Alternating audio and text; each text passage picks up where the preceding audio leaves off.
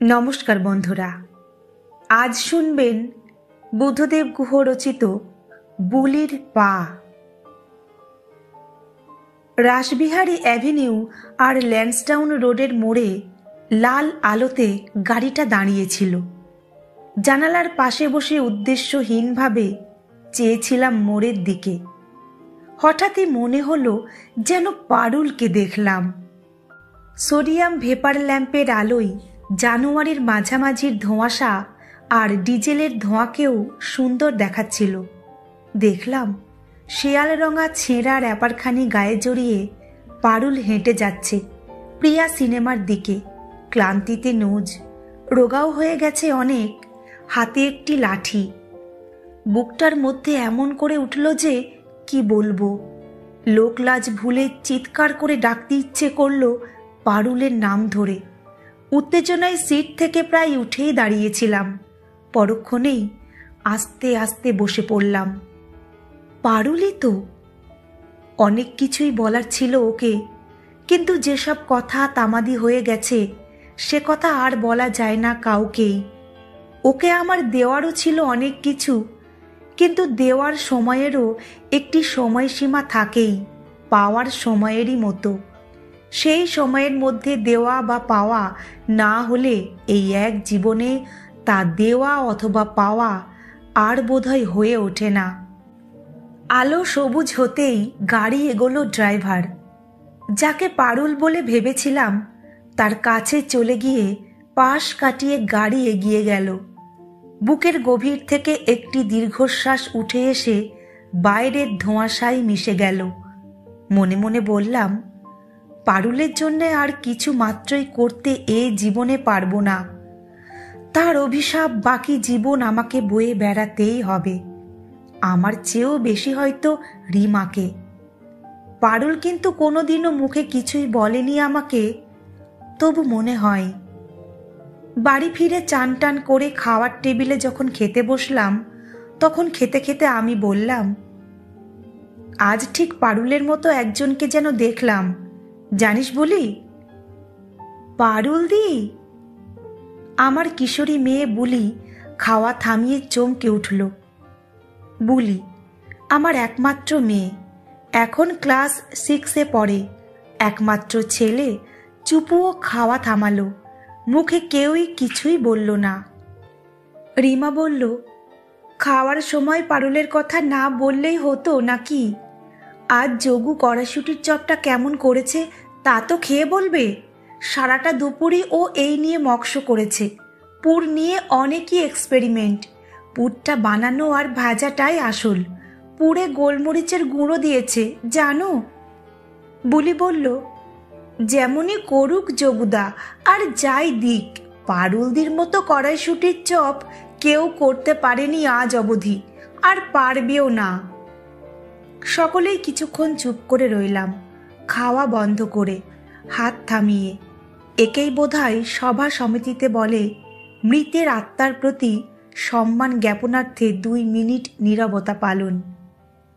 কোনো মৃতকেই মানুষ চিরদিন মনে রাখে না। মহান মানুষেরা হয়তো তাঁদের কীর্তির মধ্যে বেঁচে থাকেন অনেক দিন, আর পারুল অথবা আমার মতো সাধারণ মানুষেরা বেঁচে থাকে কড়াইশুটির চপ অথবা প্রভিডেন্ট ফান্ডের টাকাটার পুরোটাই ধার হয়ে যাওয়ার পারিবারিক শোকের মধ্যে। খাওয়া দাওয়ার পর রিমা বলল, টিভি দেখবে? বুলি বলল, ওর অনেক পড়া, পড়বে। বুলি চলে গেল। চুপুও উঠল। আমাদের বাড়ির 4টে বাড়ি পরেই নতুন মাল্টি স্টোরিড বাড়িতে স্নিগ্ধদের ফ্ল্যাটের ভিসিআরে মোৎজার্টের জীবনীর উপরে যে ছবিটি সাড়া জাগিয়েছে তাই দেখতে যাবে ও। অ্যামেডিয়াস না কি যেন। খাওয়ার পর একটা সিগারেট ধরিয়ে শোবার ঘরে এসে আমি জানালার পাশে চেয়ার টেনে বসলাম। একসময় আমি ভাবতাম যে একজন আধুনিক নগরভিত্তিক মানুষের জীবনে সবচেয়ে বড় লজ্জা হচ্ছে তার একঘেয়েমি। এই প্রাত্যহিক ম্যান্ডেন মিনিংলেস দিনগুলি, রাতগুলির গতানুগতিকতা তাদের প্রত্যেককেই সব সময় ক্লিষ্ট করে রাখে। কিন্তু পারুলের মতো কারো কথা যেই মনে হয়, তখন মনে হয় যে তারা সকলেই আমারই মতো নিশ্চয়ই বোঝে যে মানুষের লজ্জাকর্তম লজ্জাটি হচ্ছে তার অহংবোধ। পারুল আজ থেকে 15 বছর আগে আমাদের বাড়িতে এসেছিল। তখন চুপু ছোট, বুলি হয়নি, চাকরিতে আমার এত পদোন্নতিও হয়নি। পারুল এসেছিল রাঁধুনি হিসেবে। তারপর নিজের গুণে ও আন্তরিকতায় কি করে যে সে হাউসকিপার, বেবি সিটার, কেয়ারটেকার, আয়া, দারোয়ান একই সঙ্গে সব কিছুই আস্তে আস্তে হয়ে উঠেছিল তা আমরা লক্ষ্য পর্যন্ত করিনি। পারুলের উপরে বাড়ি ছেড়ে আমরা কত জায়গায় বেড়াতে গেছি। বুলি যখন 6 মাসের তখন তাকে পারুলের জিম্মাতেই রেখে মধ্যপ্রদেশে বেড়াতে গেছিলাম একবার। বন্ধুবান্ধব সকলেই শুনে অবাক হয়ে গেছিল। কিন্তু কি করব, যৌথ পরিবার থেকে বেরিয়ে এলে আর সেখানে ফেরা যায় না, কেউ ফিরিয়েও নেয় না। পারুলরাই অবলম্বন আমাদের। রিমারও তখন বেড়াবার খুবই শখ ছিল। পারুল আমাদের পরিবারেরই একজন হয়ে গেছিল। বুলি কথা বলতে শেখার পর পারুলকে প্রথমে ডাকতো পা বলে। পারুল হেসে বলতো, কোন পারে বুলি, ডান না বাঁ? আরও একটু কথা শেখার পর বুলি বলতো পারু। পারুল হাসত, বলতো, আমাকে দেবদাসের পারু করে দিলে গো। বুলি বড় হয়ে যাবার পর অবশ্য পারুদি বলেই ডাকত। পারুলদির সঙ্গে বুলির যে ধরনের সখ্য, মমত্ব ও স্নেহের সম্পর্ক ছিল তা হয়তো তার মায়ের সঙ্গেও ছিল না। পরবর্তী জীবনে তার কোনো প্রিয় সখীর সঙ্গেও বোধহয় হয়নি। ভূতের ভয় থেকে বয়ঃসন্ধির ভয়ের কথা সব কিছুই বোধহয় বুলি পারুর কাছেই শুনেছিল। রিমার সময় ছিল না। পারুলের নিজের ছেলে ছিল একটি, সে 10 বছর বয়সে নাকি কলেরাতে মারা যায় অনেকই বছর আগে। পারুলদের বাড়ি ছিল লক্ষ্মীকান্তপুর না ক্যানিং কোথায় যেন। দোকনো ভাষায় কথা বলতো। পান খেত বাড়িতে বানিয়ে দোক্তা দিয়ে। প্রতি মাসেরই 1 তারিখে 2টি সন্ডাগুন্ডা ছেলে আসতো পারুলের কাছে মাইনের টাকা নিতে। তীর্থের কাকের মতো দাঁড়িয়ে থাকতো যতক্ষণ না টাকাটা হস্তগত করে। পারুলকে আমরা পুজোর সময়ে এবং পয়লা বৈশাখে নতুন শাড়ি, জামা ইত্যাদি ছাড়াও 2 মাসের মাইনে বোনাস হিসেবে দিতাম এবং দিয়ে শ্লাঘা বোধ করতাম। টাকা যাই পেত ওই ছেলে দুটি কিন্তু সঙ্গে সঙ্গেই নিয়ে যেত। পারুল 10-20 টাকা রাখত নিজের কাছে, হয়তো হাত খরচা হিসেবেই। মাস পয়লা ছাড়াও নানা দরকারে মাসের মধ্যে একাধিকবার ছেলে দুটি এসে জানালার পাশে দাঁড়িয়ে ডাকত, পিসি, ও পিসি। রিমা বলতো, পারু, তোমার বুড়ো বয়সে কি হবে, সব টাকাই ওদের দিয়ে দাও কেন, একটা ব্যাংক অ্যাকাউন্ট করে দিই, তাতে রেখো। পারুল হাসত, বলতো, কি যে বলো দিদি, ওরাই তো আমার সব, আপন ভাইপো, ওরাই দেখবে, আমার আর আছেটাকে। তারপর বুলি আর চুপুর দিকে চেয়ে বলতো, ওরাও দেখবে? কি দেখবে না? ওরাই তো আমার সবচেয়ে আপন, আমার ভাইপোদের চেয়েও অনেক বেশি। বুলি আর চুপু কিছু না বুঝেই বলতো, নিশ্চয়ই নিশ্চয়ই। পারুলের 2 পায়েই আর্থারাইটিস ছিল। বয়স বাড়ার সঙ্গে সঙ্গে ব্লাড প্রেশার অস্বাভাবিক রকম বেশি হয়ে গেল। হাঁটতে লাগলো খুঁড়িয়ে খুঁড়িয়ে। ভাইপোরা এসে প্রায় এটা করতে হবে, সেটা করতে হবে বলে উপরি টাকা নিয়ে যেতে লাগলো। টাকা অবশ্য রিমাই দিত। স্কুলের এবং কলেজের সময়ের মধ্যে রান্না করে উঠতে পারত না পারুল প্রায়। অফিসেও আমাকে প্রায় না খেয়েই যেতে হতো। রিমা এবং আমি ক্রমশই বিরক্ত হয়ে উঠতে লাগলাম মানুষটার উপরে মাত্র 2টি মাসেই। অবলীলায় ভুলে গেলাম যে দীর্ঘ 15 বছর সে আমাদের জন্যে কি করেছে আর করেনি। একদিন রিমা রাতে আমাকে ডেকে বলল, একটি অল্প বয়সী মেয়ে পেয়েছি, লাজুক প্রকৃতির, স্বভাবও ভালো। চুপু এখন বড় হচ্ছে তো, তাই কুৎসিত দেখতে বলেই ওকে রাখবো ঠিক করেছি। খালি বাড়িতে থাকবে, আগুন নিয়ে খেলা, আমি কোনো রিস্ক নিতে চাই না। আমি বললাম, কি যে বলো, কিন্তু পারুলকে কি করবে? ওকে 3 মাসের মাইনে দিয়ে ছুটি দিয়ে দেব। এ বাজারে তো আর কাউকে বসিয়ে খাওয়ানো যায় না। মানুষ নিজের মা বাবাকেই আজকাল বসিয়ে খাওয়াতে পারে না, আর কাজের লোককে। ওকে কে দেখবে? কেন? ওর ভাইপোরা, তারাই তো ওর সব। তাছাড়া এত বছর পারুলকে আমরা কম টাকা তো দিইনি। শুনেছি ওর গ্রামে না কোথায় পাকা বাড়িও করে নিয়েছে পারুল। তাছাড়া সারা জীবন দেখবার দায়িত্ব গভর্নমেন্টই নেয় না, তো আমরা নেব কোত্থেকে? আমি বললাম, একদিন আমরা গিয়ে দেখে এলেই তো পারি পারুলের বাড়ি সত্যি আছে কিনা। ওর খোকা আর খোকনরা তো ওকে ঠকাতেও পারে। তোমার মতো অত প্রেম আমার নেই। কালকে আমার অবস্থা যদি পারুলের মতো হয়, আমার প্রিন্সিপালও কি আমাকে বিদায় করে দেবেন না? 3 মাসের মাইনেও দেবেন কিনা সন্দেহ। সবাই তো আর তোমার মতো ভালো কোম্পানিতে চাকরি করে না। অত ভাবলে চলে না। প্রয়োজন ফুরিয়ে গেলে সকলকে যেতে হয়। তাছাড়া নতুন কাজের লোকটি কোথায় থাকবে? কোয়ার্টার তো একটি। এ কি তোমাদের বাড়ি যে প্রচুর ঘর? একতলার একটা ঘর পারুকে দিয়ে দেওয়া যেত। আমাদের এই 2 বেডরুম মাল্টি স্টোরিড ফ্ল্যাটে এক্সট্রা একজন মানুষেরও তো জায়গা নেই। পারুল খুব কেঁদেছিল। ওর কান্নার শব্দ কোনোদিনই কেউ শুনতে পেত না। কিন্তু কিছু নারীর কান্না ওই রকমই হয়, সমুদ্র পাড়ের বৃষ্টির মতো।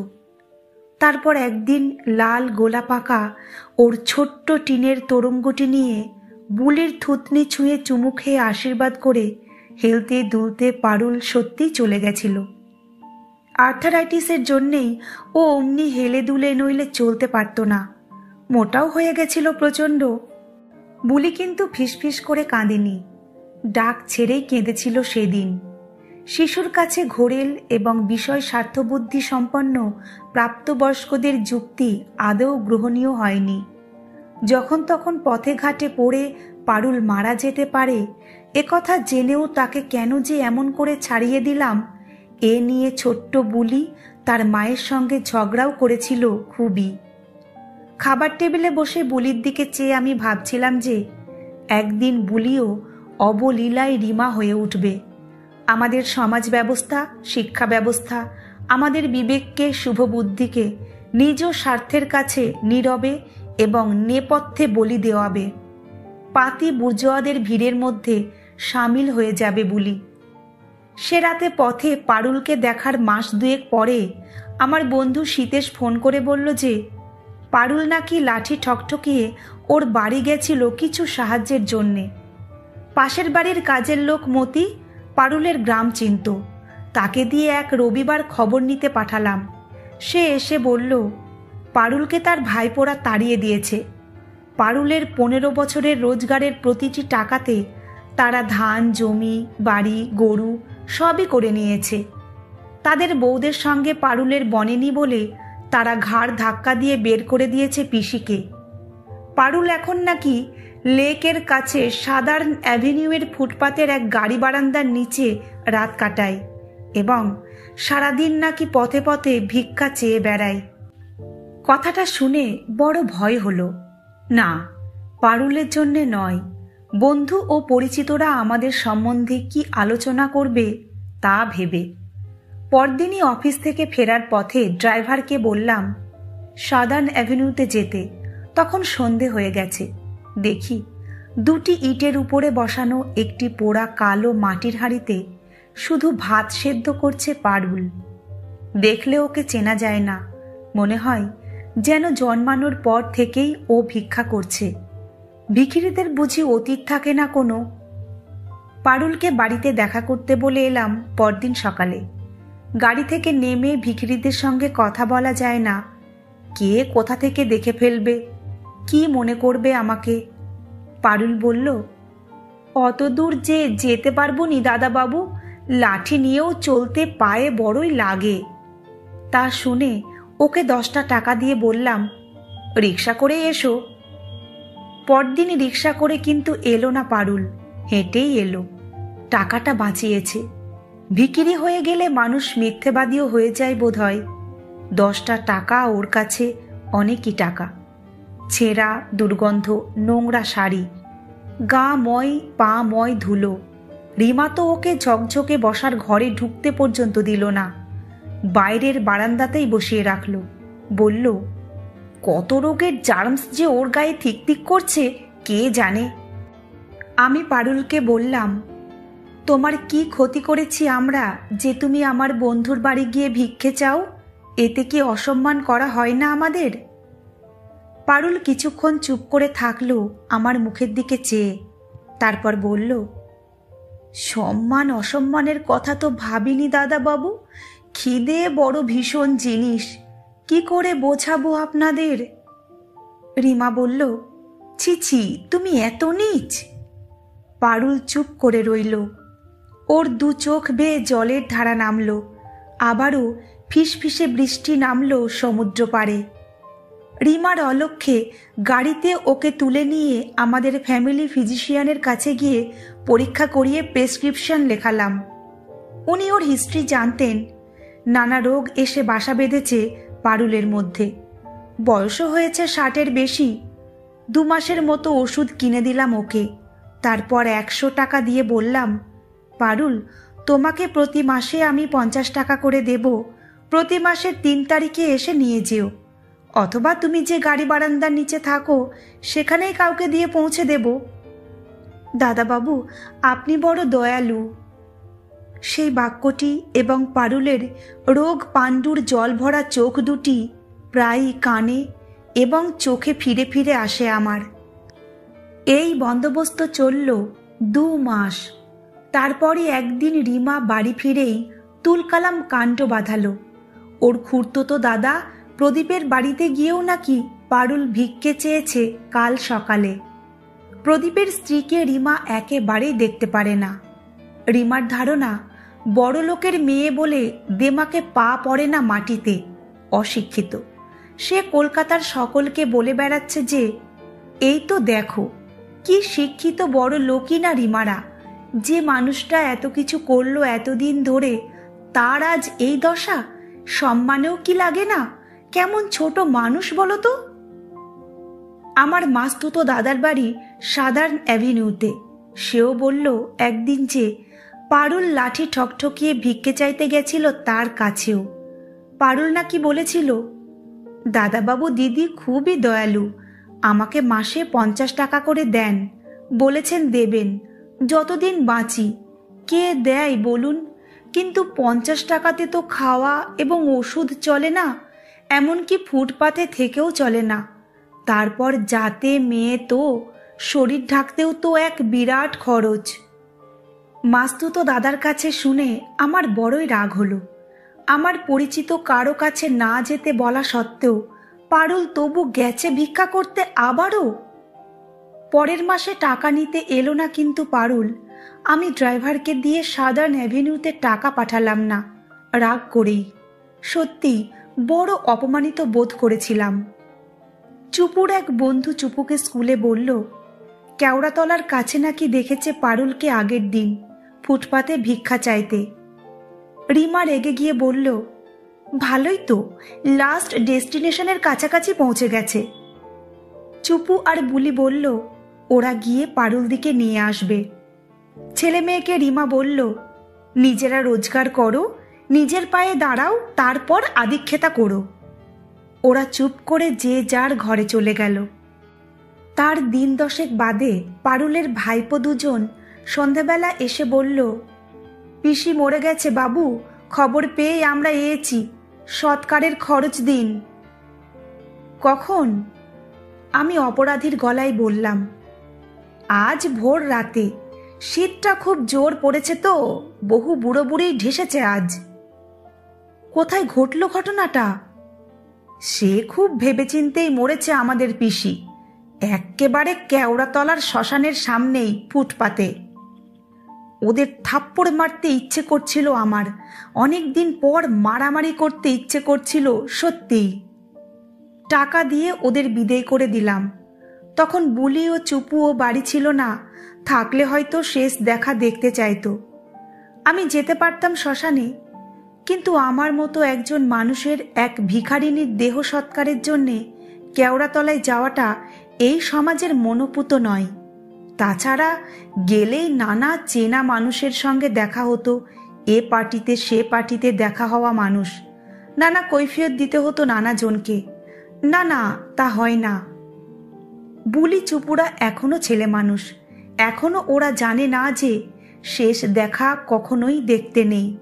যদি তেমন শেষ দেখা না হয়, সবাইকেই সুন্দরতম দিনে সুন্দরতম সাজে দেখে রাখতে হয়, সেইটুকুই শুধু থাকে স্মৃতিতে। পরদিন রবিবার ছিল।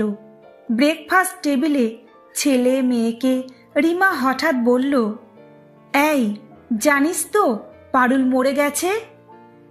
পারুল দি? কবে? বলেই বুলি ঝরঝর করে কেঁদে ফেলল।